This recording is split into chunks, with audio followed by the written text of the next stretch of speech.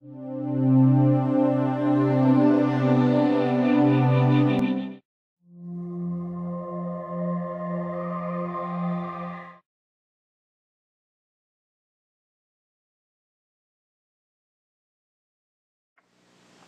everyone, my name is Christine. In this course, I will introduce you several applications of m-commerce. First, I'm going to talk about mobile financial applications on mobile devices. The mobile financial applications that a user conduct financial transactions with a mobile device, anytime, anywhere. These services fall into two broad categories, mobile banking and mobile payments. In the world, there are more and more banks offering mobile access to financial and account information. These banks enable their customers to use their mobile devices to check balances, monitor transactions, obtain other account information, transfer funds, locate branches or ATMs, and pay bills. Most banks deploy these mobile services through a variety of channels, such as Internet and SMS.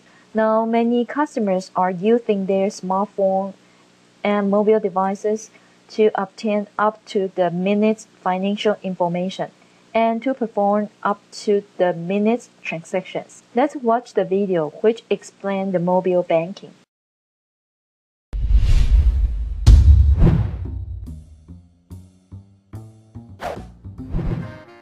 Mobile banking. Mobile banking refers to the use of a smartphone or other cellular device to perform online banking tasks while away from your home computer, such as monitoring account balances, transferring funds between accounts, bill payment, and locating an ATM.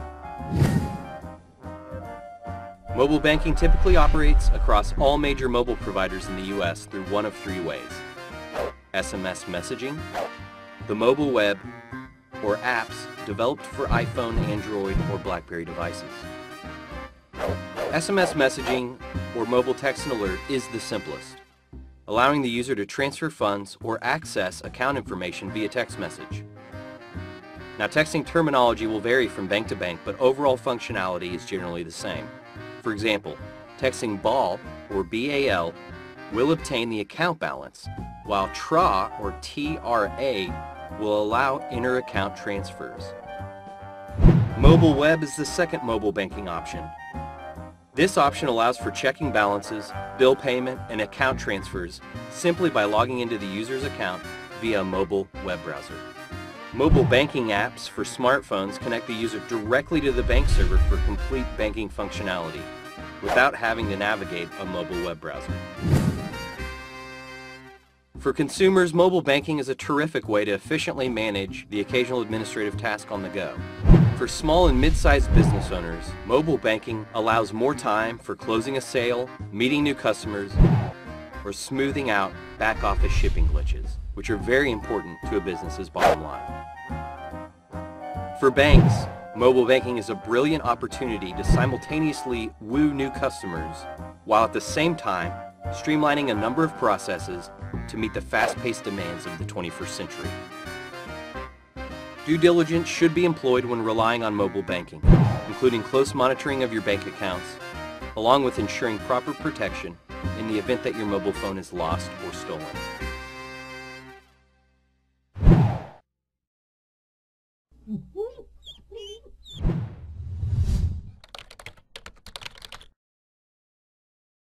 The mobile payment refers to payment transactions initiated or confirmed using a person's cell phone or smartphone. The transactions include such things as point-of-sale purchases, transferring money to a person or business, purchasing a product or service remotely. Mobile POS payments are also known as proximity or contactless payments. They are usually handled using NFC technology. NFC is near-field communication.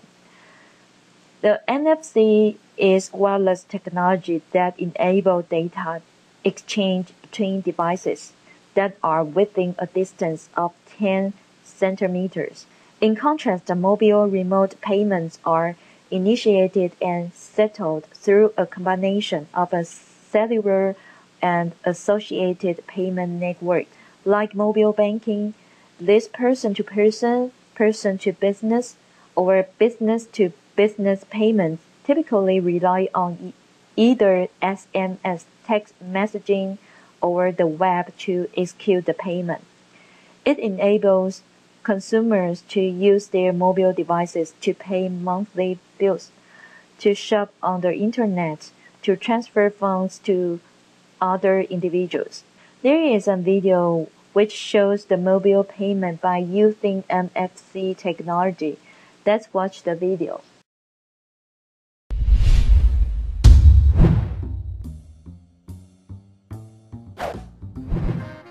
Mobile banking.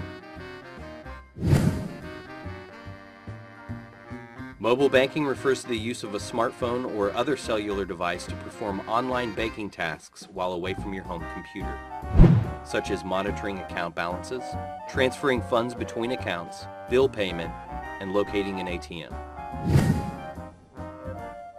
Mobile banking typically operates across all major mobile providers in the U.S. through one of three ways: SMS messaging, the mobile web, or apps developed for iPhone, Android, or BlackBerry devices.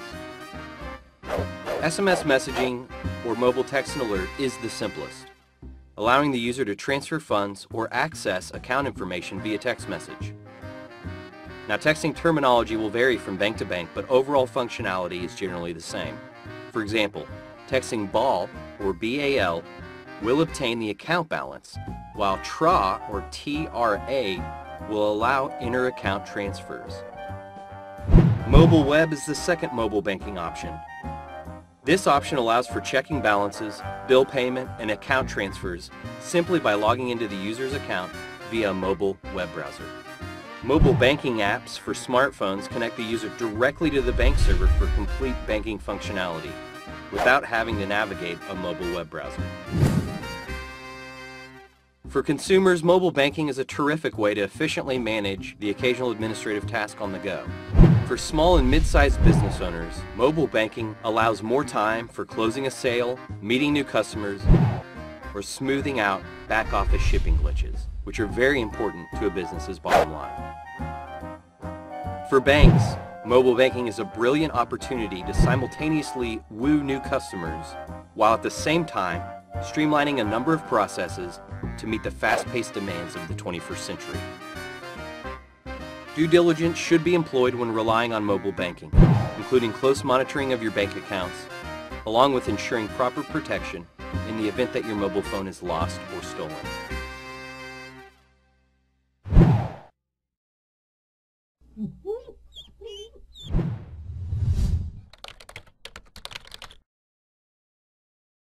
The mobile workforce solutions are used to support the mobile workers who is away from their primary workspace at least 10 hours a week or 25% of the time. Examples include members of sales teams, traveling executives, or repair and installation employees who work at customer sites. These mobile workers need access to the same office and work application and data. Therefore, the mobile workforce can benefit from specialized mobile solutions and devices. There are several technologies that can be used to support mobile workers. The first is mobile office application. Those applications, such as email, calendaring, and keep in touch with colleagues through messages, are the most popular mobile applications. The second is Salesforce automation. It helps guide and automatically record the various stages of sales process. These stages include managing contact with customers and prospects, tracking sales leads, forecasting sales, and managing orders. Therefore, the mobile sales can be informed about new product launches, product information, pricing schedules, order status, manufacturing schedules, inventory levels, and delivery schedules, so the mobile cells have the most current and accurate information. The third is field force automation. It is designed to support the mobile workers who involved in delivery and dispatch services, as well as services aimed at equipment and service repair. It encompasses a wide variety of processes, including managing worker order, scheduling, dispatching, and so on.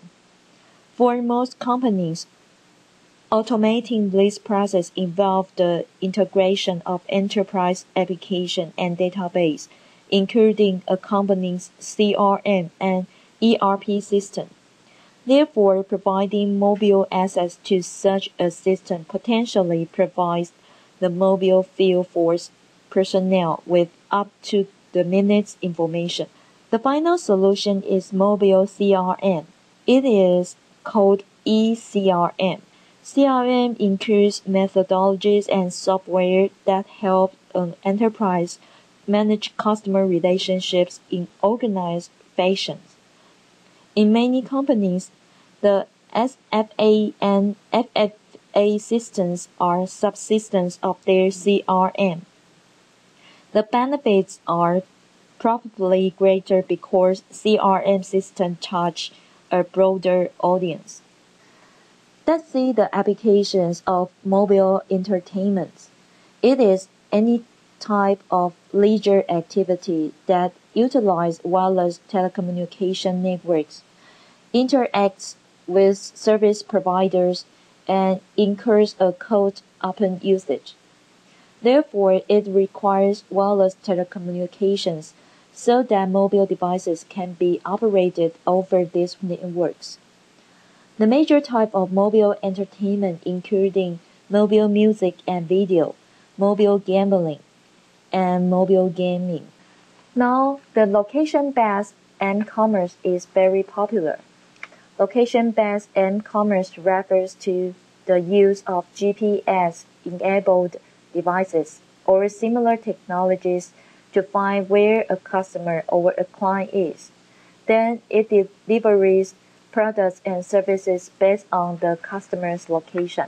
From a consumer's or business user's viewpoint, localization offers safety, convenience, and productivity. From a business supplier's point of view, location-based m-commerce offers an opportunity to provide services that more precisely meet a customer's needs. The services provided through location-based m-commerce focus on 5 key factors. The first factor is location, which means determining the basic position of a person or a thing. The second factor is navigation, which means plotting a route from one location to another. The third is tracking, which means monitoring the movements of a person or a thing. Then mapping means creating maps of specific geographical locations.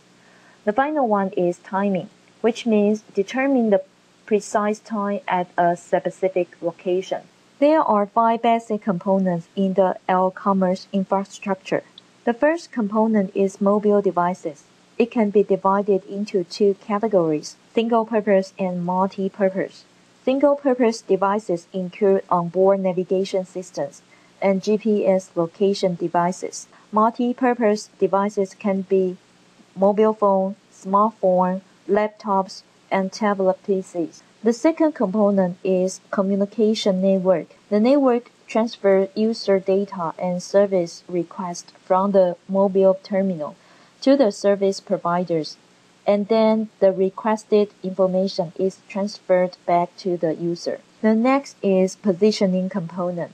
To provide services based on a user's location, the positioning component is important. This can be done either through a mobile network or by using a GPS. The next is service or application provider.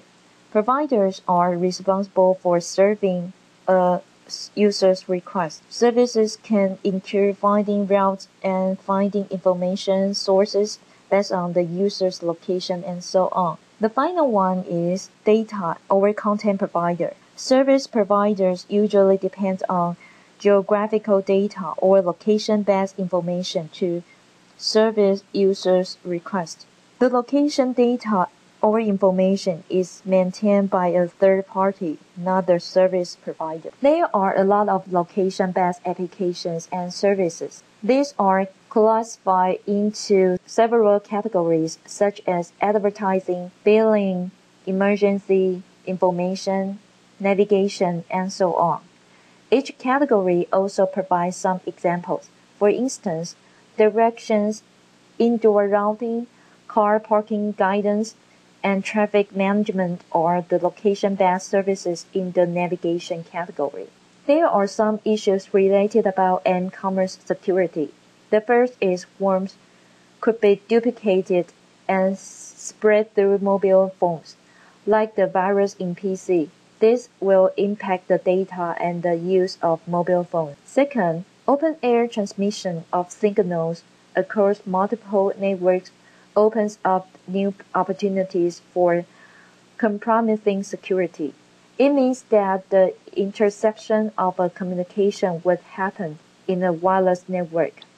The next is that mobile devices are easily lost or stolen because of their small size. The valuable and personal data would be revealed and used by the thief. Many experts believe that the next major step in the evolution of computing will be pervasive computing. What is pervasive computing? It is invisible, everywhere computing. Also, it is computing capability being embedded into objects around us. Therefore, pervasive computing is also called embedded computing or ubiquitous computing. There is a distinction between pervasive and ubiquitous computing. Pervasive computing is embedded in the environments, but typically not mobile. In contrast, ubiquitous computing combines a high degree of mobility with a high degree of embedded computing. In a pervasive computing environment, almost every object has processing power and a wired or wireless connection to the network. In e-commerce, a number of pervasive computing initiatives revolve around the use of RFID. RFID is radio frequency identification. It is a short-range radio frequency communication technology which uses radio waves to communicate with a reader to identify an object, or transmit and store the data about the object. The RFID text can be embedded or attached to any object, such as products, people, animal, or vehicles. There is a funny video to explain the RFID technology. Let's watch the video.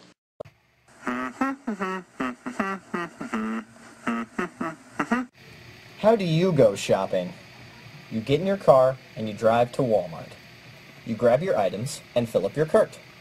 When you have all of your items, you go to the checkout and wait in line. The clerk scans each of your items, then totals them up and bags them. You swipe your credit card, you thank the clerk, you leave Walmart, get in your car, and drive home. It's easy, right? But don't you ever wonder how Walmart gets all of those millions of products to you? To help track and coordinate all those products, they use a technology called RFID. RFID stands for Radio Frequency Identification. RFID technology starts with an electronic tag. This tag can store and process all kinds of information. To read the information off the RFID tag, it must pass by an RFID scanner. Walmart uses RFID technology throughout its supply chain. Walmart's vendors like Kellogg's attaches RFID tags to its pallets of goods containing information about that pallet. That pallet gets transported to one of Walmart's distribution centers. Walmart then scans the pallet and breaks it down. The pallet then gets transported to the Walmart store. Once the pallet reaches the store, the pallet is scanned again. The product is then placed on the store shelves. As the pallet passes through the supply chain, information about the pallet is added to a computer tracking system. The tracking system helps eliminate errors and ensures quality. But what does the future look like for RFID technology? The size of the RFID tags will decrease significantly, resembling a grain of sand on one's finger. Eventually, the size and price of the RFID tags will get so low they will be incorporated into every product, thus replacing barcodes. RFID tags have also been incorporated into credit cards to expedite purchases. Eventually, RFID tags will be in everything, and systems will be developed around them to completely eliminate the checkout. No more lines, no more waiting, no more checkout. With all of this technology, let's see what shopping might look like in the real world. In the future, RFID technology will affect the shopping experience of everyday consumers. When you shop, long lines and scannable barcodes will be eliminated. Instead, items are scanned by the RFID tags and they are added up by the shopping cart.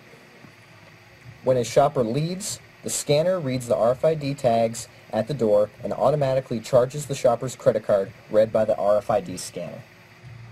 RFID will make the shopping experience faster and better for everyone. Yay! I'm Gavin Grissamore, with help from Megan Pizzoni, Eva Chung, and Nathan Barry. This has been RFID in plain English on The High Roller Show.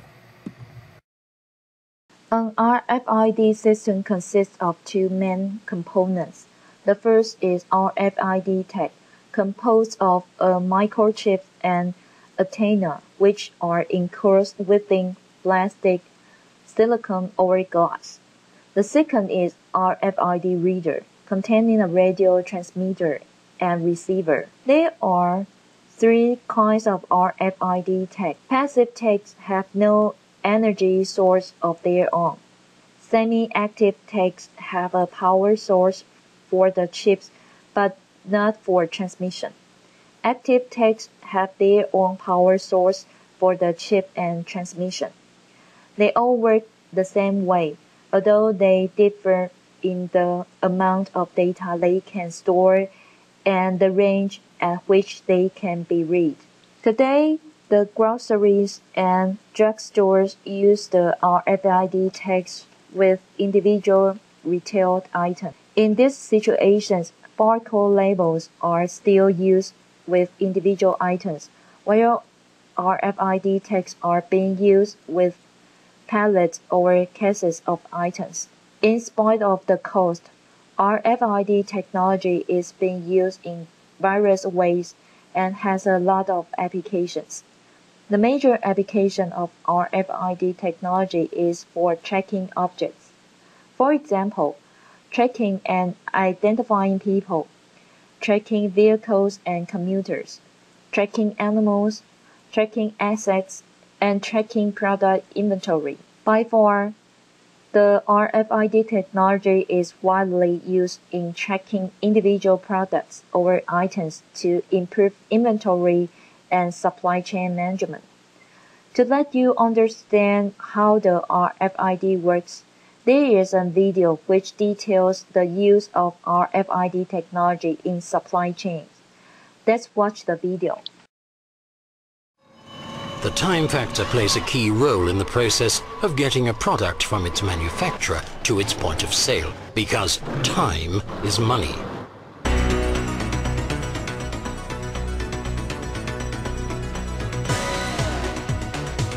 RFID, radio frequency identification, is a new technology that significantly increases the efficiency of this process chain. With RFID, data are transferred without physical contact. In addition, RFID helps positively identify shipping units. In an instant, valuable information is recorded and utilized on an international scale. This example demonstrates how it functions in practice. The process chain begins with production and continues by way of a central warehouse onto the retailer.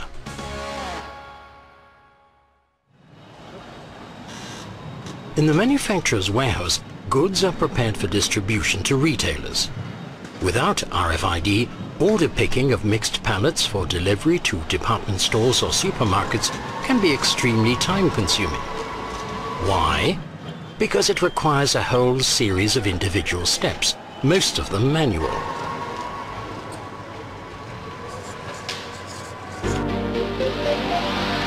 In future, processes that now have to be carried out by hand will function automatically based on RFID. The key is the RFID transponder, which can be affixed to boxes and pallets as early as the production stage.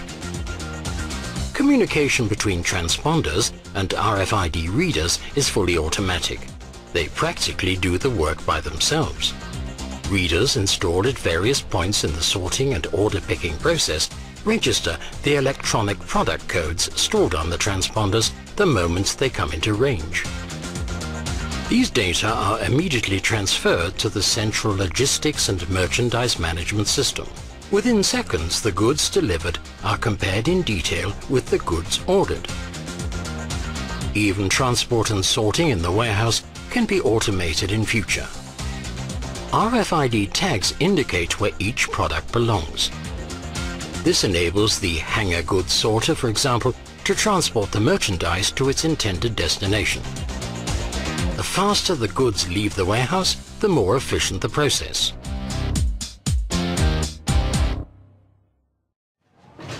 Processing incoming goods by today's methods is also quite labor-intensive. And so is warehouse management, sorting and positioning the goods, because a large proportion of the processes must be carried out manually. Here too, in the incoming goods area, RFID is set to considerably accelerate processes in future. The fully automated reader registers the relevant information as goods enter the gate. The data are transferred directly to the merchandise management system. A single reader is capable of registering up to 40 RFID transponders in 1 second. This can mean time savings of 10 minutes for each truck, a major plus in cost effectiveness, because the merchandise reaches its destination much faster, and both manpower and means of transport are utilized more efficiently. In the warehouse, forklifts and high shelves will be equipped with RFID technology, which will automatically indicate to the operator the storage position of each product. When the employee sorts the goods into the correct place, confirmation is given via touchscreen monitor. If he or she selects the wrong place for the product, an error is indicated. This way, RFID helps ensure that the goods are always in the right places, and taking inventory is as simple as pushing a button. RFID allows trade and industry companies to track goods, the path they take, and their location at any given time throughout the supply chain, from anywhere in the world.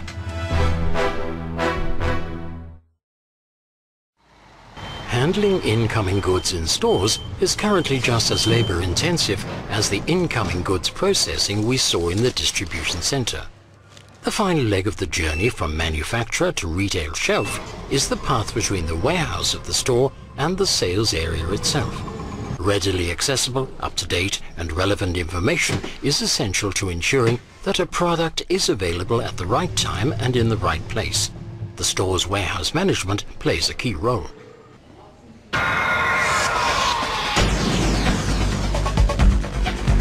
In future, RFID will simplify storage of products in the retailer's warehouse, because at all times staff will be able to precisely and quickly locate pallets and cartons.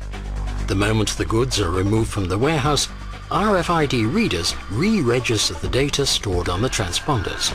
The merchandise management system books this movement of goods as well, and the information in the system is kept up to date. Precise and current data, anytime and anywhere, help products make their way from the manufacturer to the point of sale quickly and easily. At the same time, they provide the perfect basis for keeping goods on the shelves at all times. RFID, for more efficiency, all the way from producer to customer.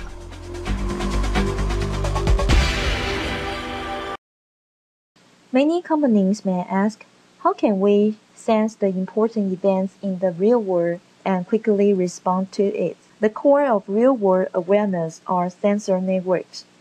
A sensor network is a collection of nodes capable of environmental sensing, local computation, and communication with its peers or with other higher performance nodes. Sometimes each node is as small as millimeters in length or diameter. Each node consists of 3 components. The first is a sensor, which can detect one or more environmental conditions such as temperature, humidity, or vibration. The second is microprocessor, which can store and process data and information. The third is a weak radio, which transmits and receives data and information. Therefore, the physical goods, items, or assets which embedded the nodes of a sensory network are called smart item or smart object. The use of pervasive networking technology gives wireless sensor network a new kind of scope that can be applied to a wide range of uses. There are 3 types of monitoring being done by the sensor networks. The first type is for monitoring space, which includes environmental and habitat monitoring, indoor climate control, surveillance, treaty verification, and intelligent alarm. The second type is for monitoring things, which includes structure monitoring, condition-based equipment maintenance, medical diagnostics, and urban terrain mapping. The third type involves monitoring complex interactions, include wildlife habitats, disaster management, emergency response, ubiquitous computing environments, asset tracking, healthcare, and manufacturing process flow. Let's see a story of Pickberry, who uses Wi-Fi sensor net to control the quality of grapes. Pickberry is a vineyard in Northern California of USA. It is using a sensor network to solve a question: how to grow better grapes. Grapes that produce good wine sell at a premium, so getting the right conditions for good growth can mean the differences between profit and loss for a small vineyard. Therefore, to control the quality of grapes, Pickberry need to know the key growing conditions such as temperature, humidity, and soil moisture. The problem Pickberry faces is that the Sonoma County vineyard is spread over a hill, and growing conditions vary over the different parts of the slope. To monitor the growing conditions, measurements need to be taken at various points throughout the vineyard. Field monitor sensors are available sometimes, but running data cable through vineyard is expensive and impractical. In addition, Pickberry's growers also want information that can help them work out what grape growing conditions produce good quality grapes. In the past, they have had to analyze from historical data. To solve the problem, Pickberry uses Wi-Fi for data connectivity. The sensors in the network are used to monitor the key influence on grape quality. They are placed throughout the vineyard. A sensor communicates its data to a central server by hopping from one Wi-Fi access point to another. The analysis engine on the server has a series of alerts built in that tells the grower when particular levels of indicators are reached. These indicators include humidity, soil moisture, or temperature. Then corrective action can be taken. The remote sensor network provides Pickberry with several abilities. First, Pickberry can make calculated decisions. The data is collected in near real time. In addition, the collected data is very specific that allow Pickberry to adjust treatments for each specific area. Second, Pickberry combines vineyard data with other data sources. This enables Pickberry to manage operations and resources more scientifically. For example, soil moisture and air humidity data can be correlated with weather forecasts to well supply the water for the grapes. Third, BigBerry can detect potentially devastating events such as forest disease and pests. Because of the sensor network, the pigberry grape grower know much about the health of mines in different parts of vineyard. They better understanding how water is being retained and how much water needs to be applied. They also promote both healthy vines and water conservation and reduces the application of fungicides. Additionally, they can take immediate action when there is unusual conditions. These capabilities lead to more effective crop management, lowering costs while raising product quality. That's all for this class. Thanks for your listening. See you next time.